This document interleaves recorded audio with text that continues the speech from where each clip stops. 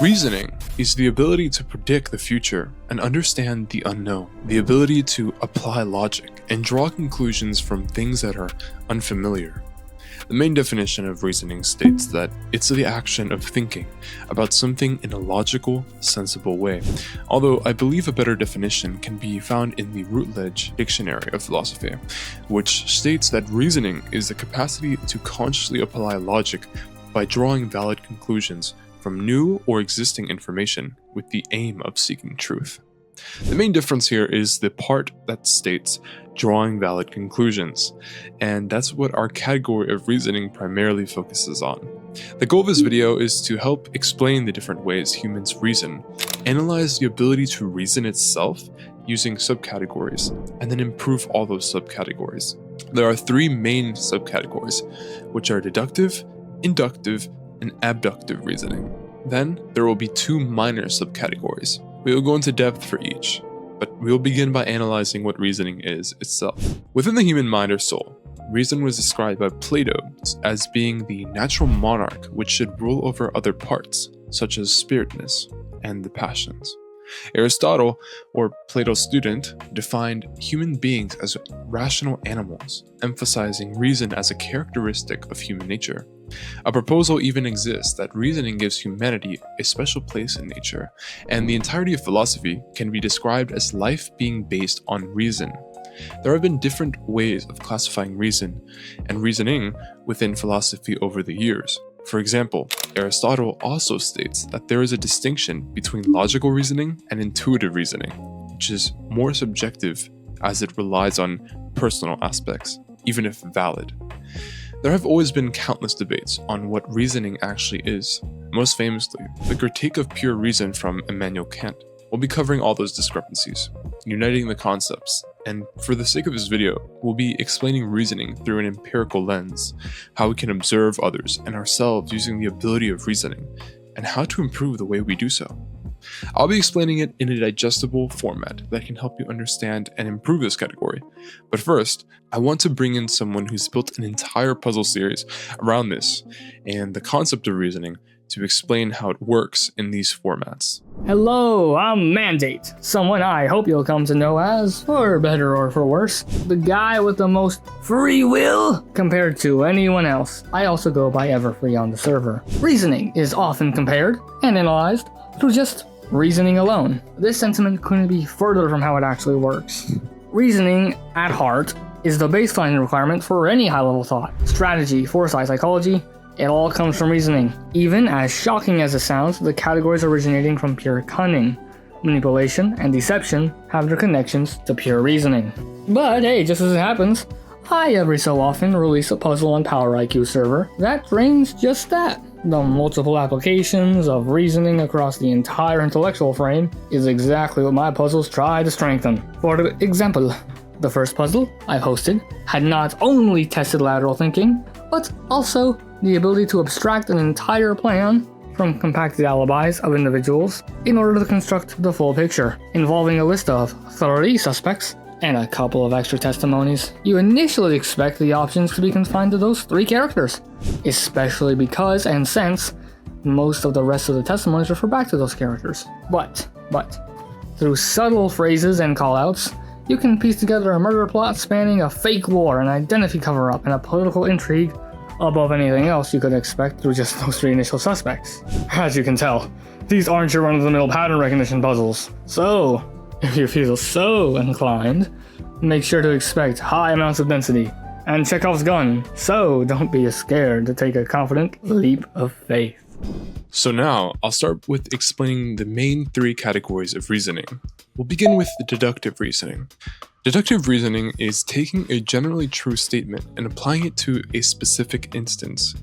This is the only form of reasoning that can actually produce certainty. You'll find that every other subcategory produces conclusions that are likely, but when you use deductive reasoning properly, you'll arrive at a conclusion that is certain.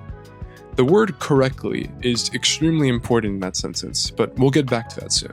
This is grounded in classical syllogistic logic, first formalized by Aristotle, where a conclusion that follows validly from true premises is necessarily true, not just probable.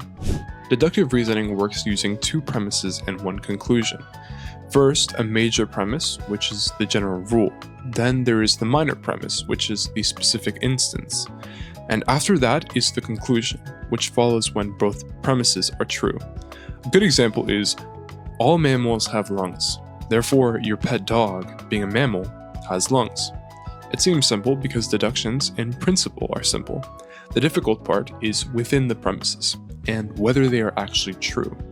This is when all nuance opens, because people may incorrectly presuppose things that are not true. In philosophy, there is a distinction between two concepts, validity and soundness. An argument can be valid if the conclusion follows from the premises, but if the premises aren't true, then the argument is not sound. To have both, the premises have to be true and it has to be valid. I'll give you an example of an argument that is not sound. All fish live in water, and a dolphin lives in water. Therefore, a dolphin is a fish. The issue is that the first premise is wrong. The argument itself is valid, but it's not sound. Deductive reasoning is important because it's what any closed system or something that is defined uses. Things like mathematics, legal verdicts, programming, all depend on deductive reasoning because it depends on conditions to be true, and those conditions have to have a conclusion. So for programming, things like if X is true, then execute this action. Any system with a fixed, agreed upon rules uses this as well. I'm going to give you an argument. Your goal is to say whether the logic is valid and sound. So here it is. Everyone who works over 50 hours a week gets promoted. John got promoted. Therefore, John works over 50 hours a week. Pause before I give the answer. The logic is actually invalid because the rule states that if you work over 50 hours, you get promoted, but it doesn't necessarily rule out the possibility that there are different routes to the promotion. John could have been promoted by skill, but that route wasn't cut out by the first premise. When people fail in deductive reasoning, the mistake usually comes from the premises, not the conclusion. This is a very dangerous trap for a lot of people because they end up building false conclusions, an entire worldview on a false premise. For example, someone thinking things like, people like me always get overlooked, or talent is the only thing that matters. And victim mentalities, they end up building an entire worldview off the fact that it is valid, but not sound. And every conclusion will still be wrong. For improving deductive reasoning, the best thing to do in the moment is checking the conclusions that you've reached, and going back to isolate the major premises it was built on. Put it out in front of you as sentences, and separate it from the conclusion. After you separated them, ask yourself if you actually know that the premises are true, or you just presuppose their validity. Syllogism is also good for this, as it trains structure of premises. I'll give you a little test question. For example, all A are B. C is A. Therefore, C is what? I'll give you a couple seconds. It would be B. This is the fastest way to train yourself, whether things logically follow or not. On top of all this, fallacies are also good to study, as well as to remove biases from your own thinking. Deductive reasoning itself will never create new knowledge. It'll only create knowledge that is contained within premises that already exist. If you already know all mammals have lungs, and you know a dog is a mammal, then you technically knew that a dog had lungs. You just hadn't put awareness into such a fact yet. Now, for new knowledge, we use inductions and abductions, which we'll go over next. So, inductive reasoning starts with specific observations or facts and uses those facts to form general conclusions. It is the opposite of deduction, because deduction uses a rule you already know and applies it downward. Induction takes multiple instances and builds the rule upward. Like I mentioned, deduction only gives you certainty, but inductions give you probability. You can only use this to find something more likely to be true. This traces back to David Hume's problem of induction, which pointed out that no amount of past observations can logically guarantee a future instance will follow in the same pattern, which is exactly why induction can only ever produce probability, never certainty. I'll give you guys a good example. You notice that every time you eat a certain fruit, you experience an upset stomach. Based on those observations, you generalize that this particular fruit is likely causing your stomach upset. Now, it isn't 100% confirmed to be the fruit, but is highly likely as it is the isolated variable. The strength of conclusions from inductive reasoning depend on three different things. First, how many observations you had. Second, how varied the conditions were across those observations. And third, whether you've actually looked for an instance that would break the pattern rather than falling into confirmation bias. Induction becomes weak when one of those variables are weak. So let's say you observe something happen 3 times in a pattern. 3 times usually isn't enough for it to be a strong case.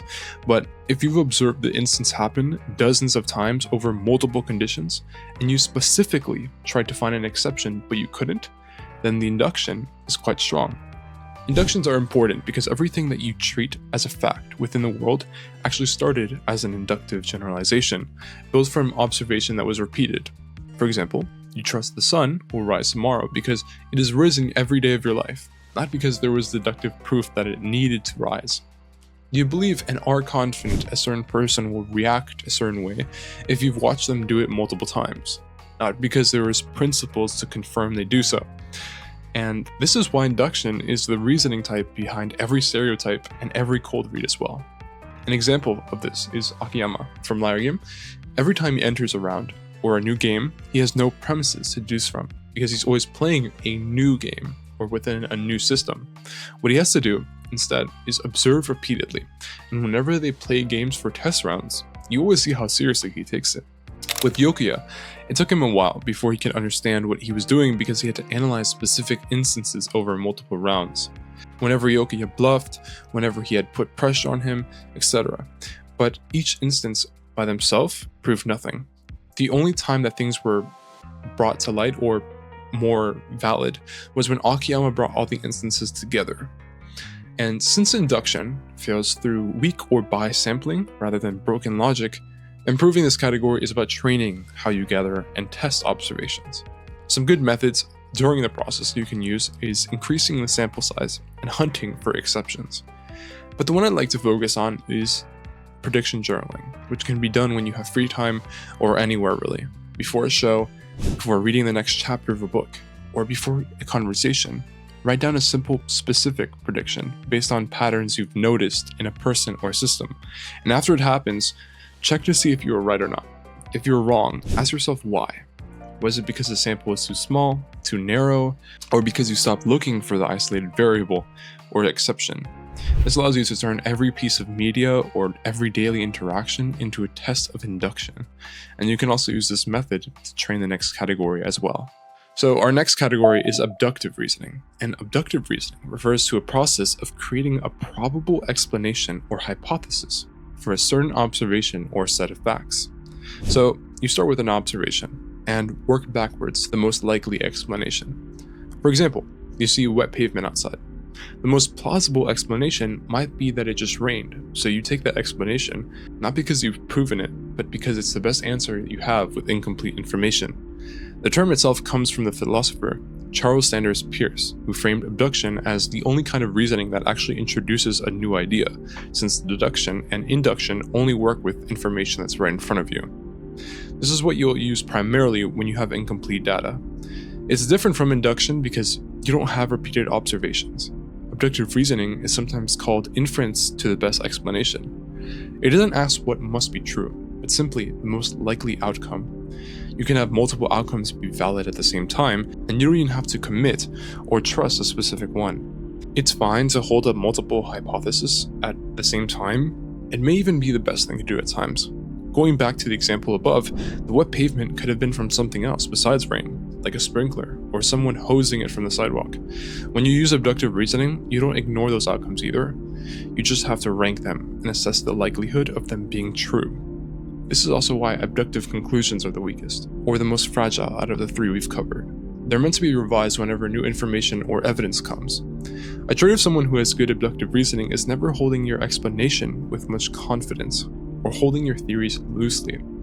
I see the way too many people commit to an extremely weak suspicion, act on evidence, and that's usually because they put full confidence in abductions.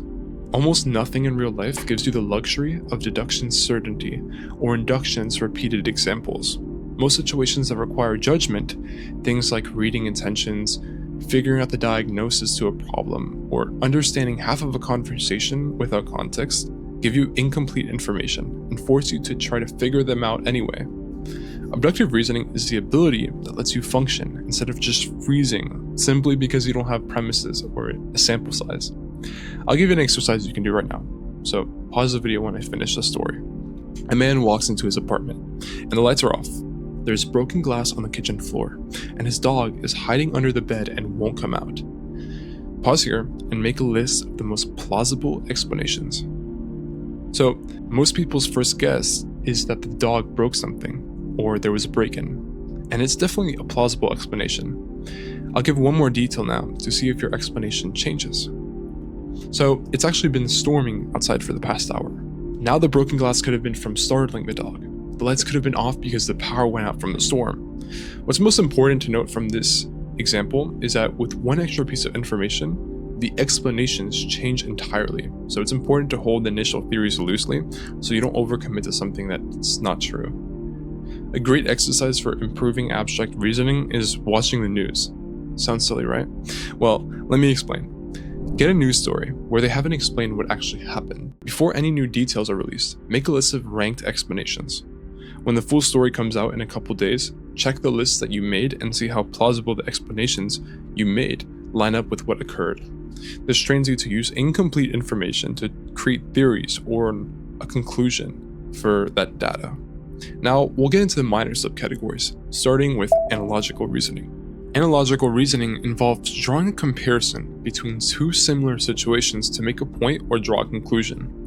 It transfers understanding from something familiar to something unfamiliar by mapping the relationship between their parts, not the conclusion or overall system. Complex ideas are teachable thanks to analogical reasoning. A cell is hard to picture as an abstraction, but a factory, well, we can understand what that is. When you compare a cell, specifically the nucleus, to being the factory's control office and the mitochondria being the power plant, you're helping transfer an existing structure to something that you don't understand. What's interesting is that analogies are part of FSIQ, and I think it's because it's an ability that is extremely integral to humans in terms of intelligence. This idea traces back to Aristotle as well, who described analogies in his Rhetoric as a kind of proof sitting between full induction and pure deduction, borrowing structure from one situation to argue a point about another without needing every detail to match. Every analogy uses relationships and endpoints. There are two endpoints, and it doesn't have to be only objects.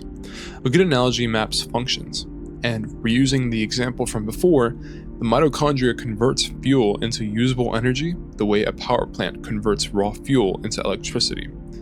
Analogical reasoning is a lot weaker than the first three, because no two situations are structurally identical, especially all the way through. This isn't such a concrete category as the others, but what you want to develop for this is simply the intuitive understanding of symbols, and being able to feel a connection between the both of them. For those of you who tend to value thinking more than feeling, this category may seem a little off to you, in the same way abstract thinking would be. It's extremely important though, primarily because it's the main tool for making the unfamiliar usable. Nobody learns a genuinely new concept by staring at its raw definition until it makes sense. They learn by subconsciously tying it to something they already have knowledge of. That's why it's the most important and dominant tool in teaching, in persuasion, and decision making. Deidre Gentner's structure mapping theory, dominant framework in analogy research, found that people map relationships between parts rather than surface features when reasoning by analogy. A related study by Jick and Holyak found that people often fail to apply known solutions to a new problem unless the structural similarity is pointed out first, meaning that this skill has to be trained, not assumed. And this is great information to have because basically supports everything that I said before. Analogical reasoning is also the reasoning type behind most persuasive arguments outside of pure logic. For example, someone saying something like, "This policy is like handing a teenager a credit card with no limit."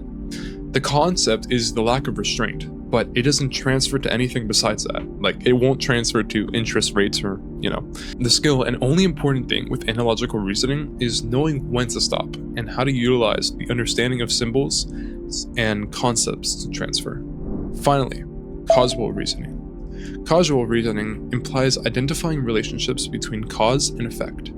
I'll start with an example so we can build from there. A restaurant owner notices that sales drop the same month she raises prices.